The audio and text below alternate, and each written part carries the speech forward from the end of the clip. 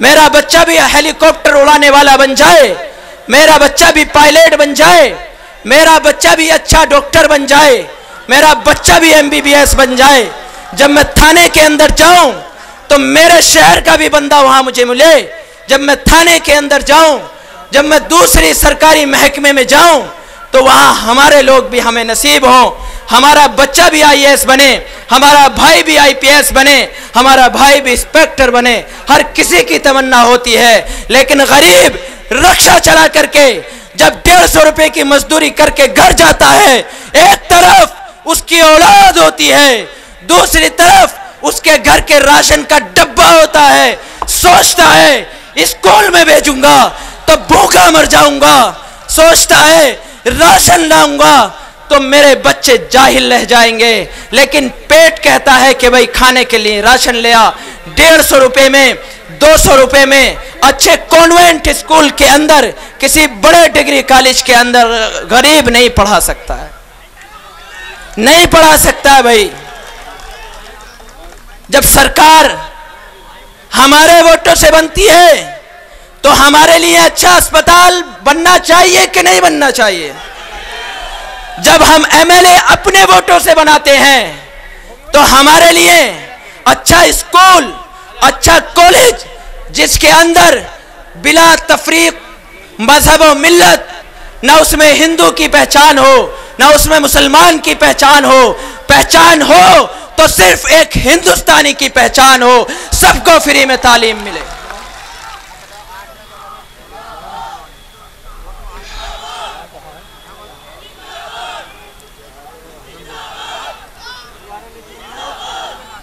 बिला तफरीक मजहब व मिल्लत, जिसके अंदर किसी की कोई शनाख्त ना हो, सिर्फ हमारे हिंदुस्तानी होने पर हमें उसके अंदर फ्री में दाखिला मिले।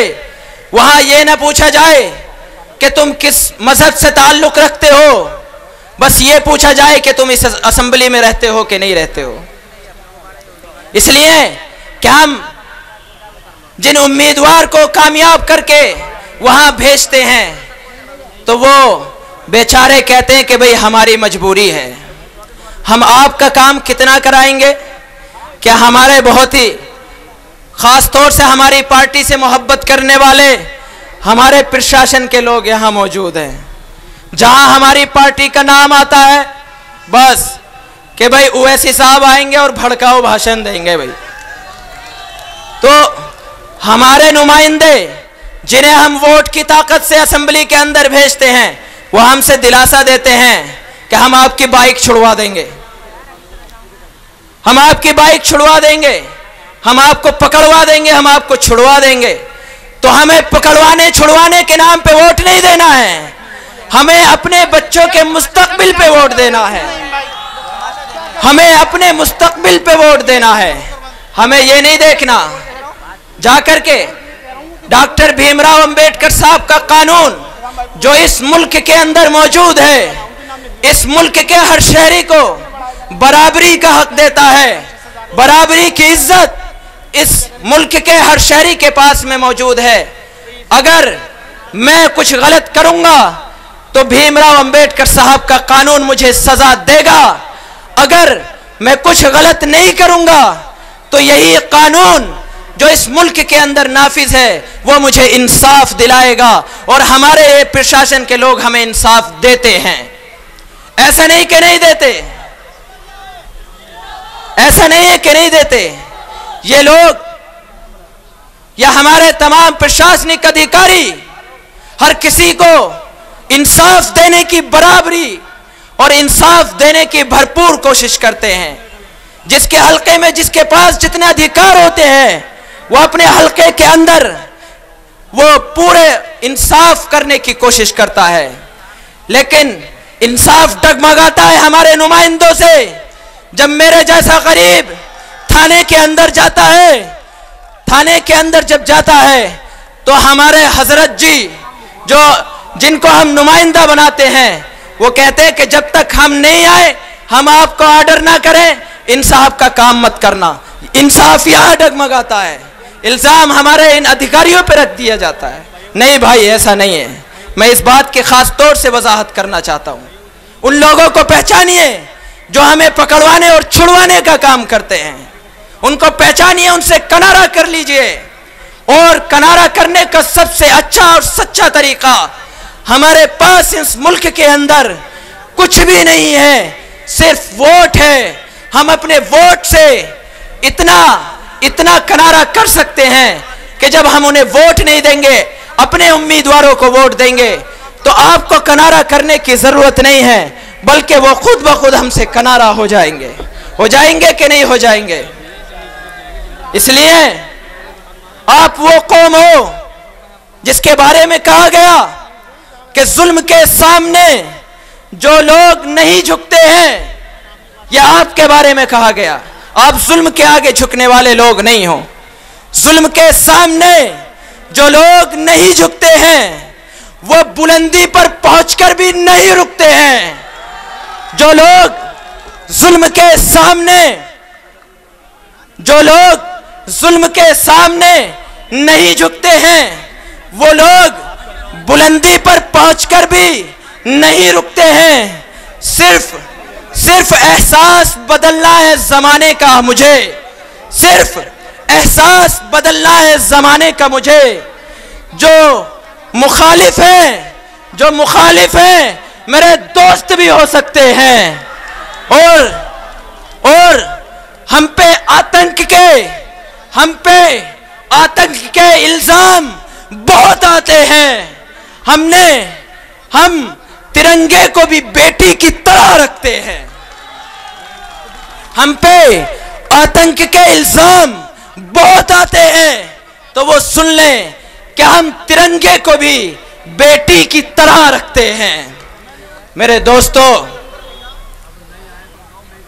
आज असल तो आप अलहाज बैरिस्टर सदुद्दीन ओवैसी साहब को सुनने के लिए आए हैं।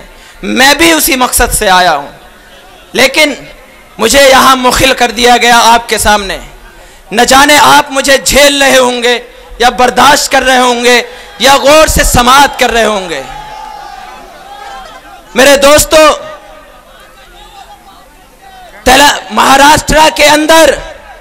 महाराष्ट्र की सरजमीन से हमारे इस बार 2019 के अंदर लोकसभा इलेक्शन के अंदर सैयद इम्तियाज जलील साहब कामयाब होकर के आते हैं। तो अब इस मुल्क के अंदर मजलिस-ए-इत्तेहादुल मुस्लिमीन के 2019 से पहले रुकने अराकीन पार्लियामेंट सिर्फ एक हुआ करते थे, जनाब बैरिस्टर सदुद्दीन ओवैसी साहब। 2019 के बाद 2 लोग अब हमारे दिल्ली में ऐवान पार्लियामेंट के अंदर जाते हैं, और इंशाअल्लाह हमें यकीन है कि हम उत्तर प्रदेश में अपने नुमाइंदों को कामयाब करके 2024 के अंदर अपने बैरिस्टर के साथ सिर्फ एक आदमी नहीं भेजेंगे, बल्कि उनकी तादाद इतनी कर देंगे कि किसी टोल प्लाजा पे खड़े होने वाले की हिम्मत नहीं होगी। इतने अराकीन उनके साथ में हम वोट की कीमत से कामयाब करके पार्लियामेंट के अंदर भेजेंगे कि फिर किसी की हिम्मत नहीं हो सकती है। आज हमसे कहा जाता है कि भाई आप फुला पार्टी को वोट दो वरना बीजेपी आ जाएगी। लोग कहते हैं फुला पार्टी को वोट दो बीजेपी कामयाब हो जाएगी। मेरे दोस्तों, अब मैं आपसे 3 मरतबा हाथ उठवाऊंगा और हर बंदे का हाथ ऊपर उठना चाहिए अगर मेरी बात सही हो, और आपको सही जवाब देना है। मुझे बताओ, 70 साल से हमने बीजेपी को हराने की कोशिश की है कि नहीं की है? 70 साल से हम बीजेपी को हराते हुए आ रहे हैं कि नहीं? 2014 अब जब बीजेपी की सरकार आ जाती है, 2014 से पहले की तो बात छोड़िए, बिल्कुल लेटेस्ट नई ताज़ा वो सुनिए कि जब 2014 का पार्लियामेंट का इलेक्शन होता है तो हम तमाम ने बीजेपी को हराने के लिए वोट दिया था कि नहीं दिया था? 2014 में उत्तर प्रदेश में ओवैसी तो नहीं थे ना? हम सब ने मिलकर, मैंने भी वोट किसके खिलाफ दिया था? बीजेपी के खिलाफ दिया था, सेकुलर पार्टियों को दिया था। अलग अलग पार्टियां हो सकती हैं, लेकिन हमने बीजेपी को वोट नहीं दिया था। लेकिन जिन सेकुलर पार्टियों को वोट हमने दिया, बताओ क्या उन्होंने बीजेपी को रोकने में वो कामयाब हुई? नहीं हुई। हमने कोशिश की।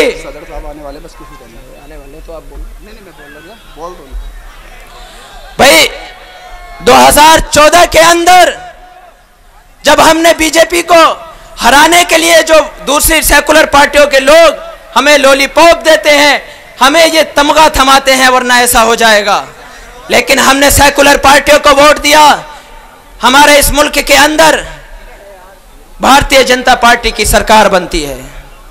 उसके बाद जब सरकार अक्सरियत से बनती है तो अचानक से सेकुलर पार्टियां और मुतहर्रिक हो जाती हैं और हरकत में आती हैं, कहती हैं कि देखो हम 70 साल से तुमसे कहते हुए आ रहे हैं बीजेपी को हरा लो, लेकिन हराते हराते जीत गई।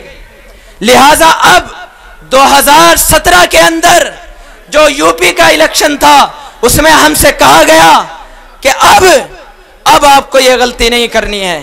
गलती तो हमने 2014 में भी नहीं की थी, और हमारी एक सेकुलर पार्टी ने एक राष्ट्रीय सेकुलर पार्टी कांग्रेस से गठबंधन भी किया, और दो हमारे राजनीति के युवा वो एक रथ लेकर के निकलते हैं, जनाब अखिलेश यादव साहब और जनाब राहुल गांधी साहब। कहा कि ये दो युवा हैं, आपको अब इनका साथ देना है। एक उत्तर प्रदेश में 4 बार हुकूमत बनाने वाली पार्टी, एक इस मुल्क पर 70 साल हुकूमत करने वाली पार्टी, दोनों का पैक्ट होता है, दोनों का गठबंधन होता है। नतीजा आपके सामने। 17 में सरकार किसकी बनी? बीजेपी की बनी कि नहीं बनी?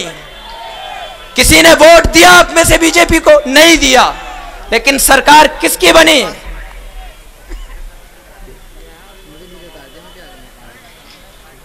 सरकार किसकी बनी? इस सूबे के अंदर उत्तर प्रदेश में भारतीय जनता पार्टी की सरकार बन जाती है। उसके बाद फिर हमें उत्तर प्रदेश वालों को डराया गया कि देख लो यूपी वालों, अब आप और ज्यादा मुतहर्रिक हो जाओ। अब 2019 का इलेक्शन आता है, फिर हमारे सूबे के अंदर 4 बार हुकूमत करने वाले, 4 बार चीफ मिनिस्टर बनने वाले 2 पार्टियां एक हो जाती हैं, जिसको कहा जाता है कि यह हिंदुस्तान का सबसे बड़ा गठबंधन था। 2019 के अंदर बहुजन समाज पार्टी और समाजवादी पार्टी दोनों का गठबंधन हो जाता है, और कहा गया कि यह इस हिंदुस्तान का सबसे बड़ा गठबंधन है। हमने मिलजुल करके अपने अमरोहा हल्के से हमने सेकुलर पार्टी को वोट दिया। हमने भरपूर कोशिश की, लेकिन 2019 का नतीजा भी आपके सामने है। 2019 में बीजेपी की सरकार बनी कि नहीं बनी? तो 3 मर्तबा हमारे साथ में या हमारी आंखों के सामने हो चुका है। अब 2022 में हम और आप मौजूद हैं, और 2022 के में 2027 तक के मुस्तकबिल का फैसला हो जाएगा, और वो फैसला मुझे और आपको करना है।